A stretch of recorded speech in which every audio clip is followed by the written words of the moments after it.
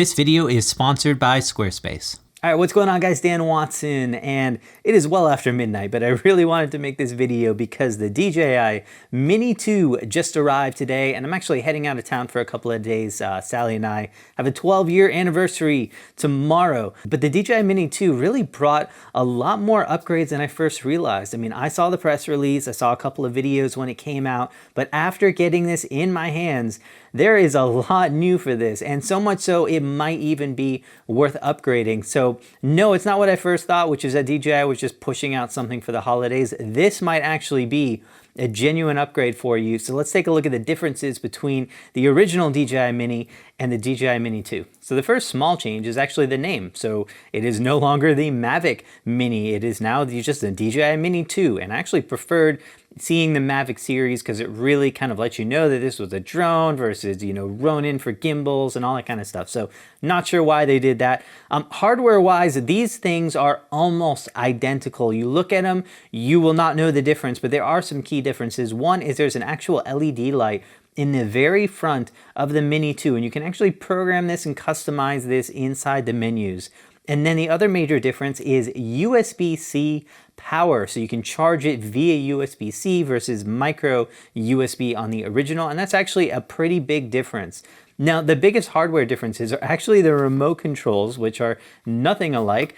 This is actually based on the new Mavic Air 2, and it is a massive difference. I prefer the ergonomics of this, how the phone connects versus the older remote in the DJI Mini. However, obviously, there's a pretty big size difference. So if you're looking for something compact, the original Mini seems to do a little bit better job of fitting in your backpack, but this is actually a far better remote in a couple different ways. And because of some of the changes they've made to the overall drone, I think that's why they went with this new remote. So both of these drones still clock in at 249 grams, which is exactly what you would need to not have to register these drones. And that matters a lot, especially if you're in a country like Canada that forces you to have a drone under 250 grams in order to fly almost everywhere. Now, if you're in the States like I am, you have to follow drone laws no matter what.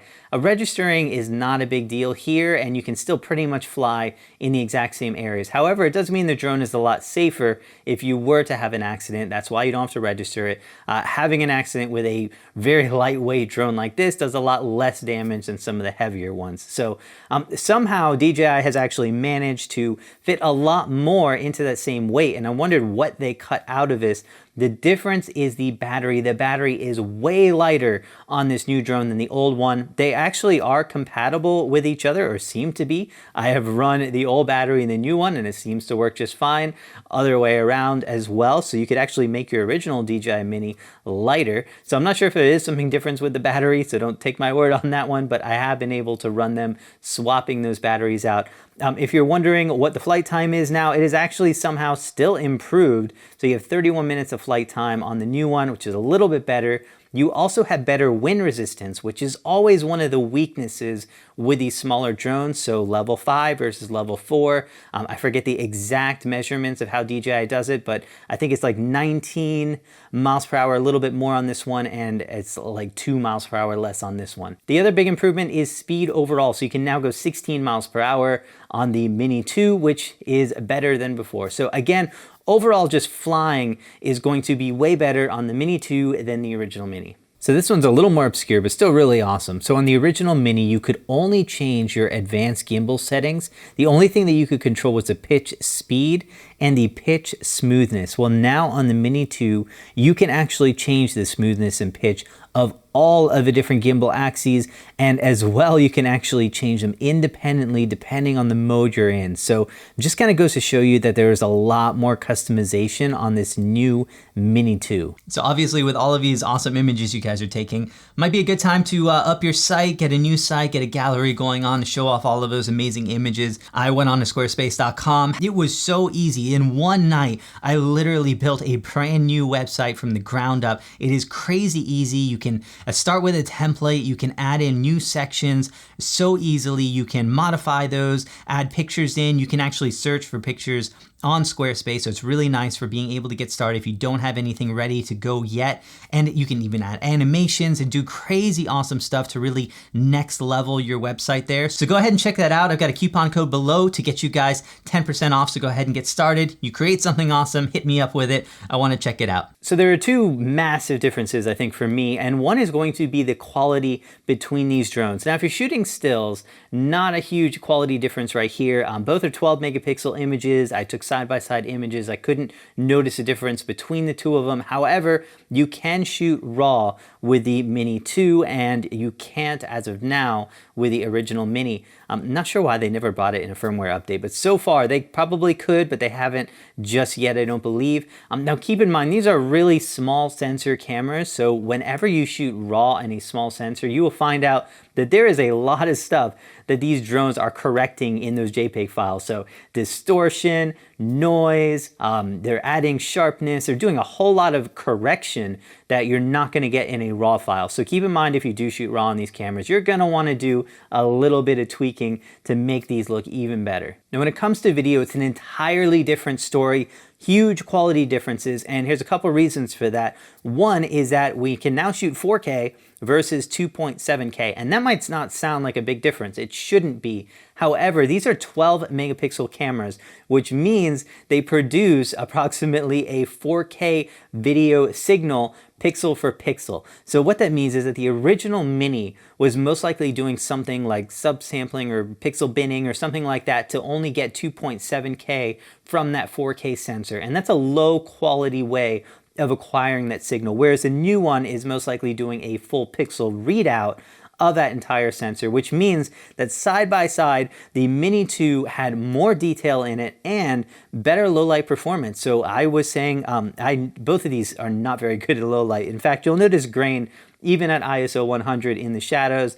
Definitely at ISO 200 it is there, but it is way better and overall not as distracting on the Mini 2. So probably one stop better on the Mini 2, and that is going to be a huge improvement.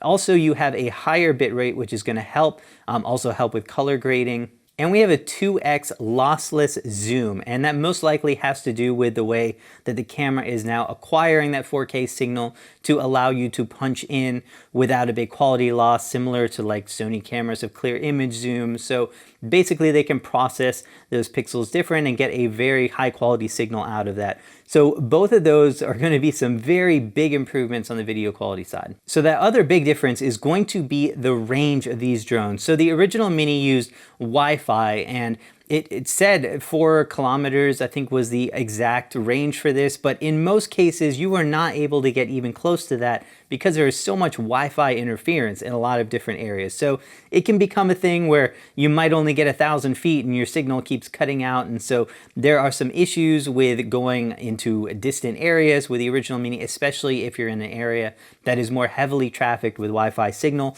The new Mini 2 uses OcuSync 2.0, which is their technology for communicating directly between the controller and the drone. They say it now goes 10 kilometers. Again, I usually don't get anywhere near that range. However, what it means is that you will not see nearly as much interference when you're shooting a couple thousand feet away. So that is going to be massive. You are going to be able to use this in a lot of different ways that you could not use the original Mini, just because you might only go 1,000 feet and the signal would drop out from you. Now you can go several thousand feet for sure without having any signal drop. And a lot of people, if you're in a great area, might get way more than that. So there is a huge difference between the range of both of these drones. Now there are a couple of new modes on these. So you do have like panoramic on the Mini 2. You also have like boomerang. So there are a couple other additions on there. Now both of them still do not have any kind of tracking, so you cannot actually just select yourself and then have the drone follow you or anything like that. If you want to do that, you've got to step up into the Mavic 2 Air, and I do have a video on that if you want to check that out, or a comparison between all three drones. So definitely check that out, because that is going to be huge, and that's one of the biggest upgrades to having that Mavic Air 2. So keep in mind that that still doesn't have that tracking, but you do have a couple extra modes on here. Now, the Mini 2 does start at $50 more, at $450 here in the US. This is right now $399, but I expect the original Mini to drop in price. So kind of look at those differences, but I do think that the Mini 2 has actually positioned itself to be a way better drone. Comes to hardware is better, the USB-C is really nice to have, some new modes, better image quality, and much longer range. You're talking about a drone that really gives you some big upgrades for a pretty small difference in price right now. But definitely hit me up if you guys have any questions. Also check out the Mavic Air 2 video on there and some comparisons between these drones. Hope you guys are doing well. I'll be out for a couple of days, but feel free to hit me up anytime. Looking forward to seeing you guys soon in a new video.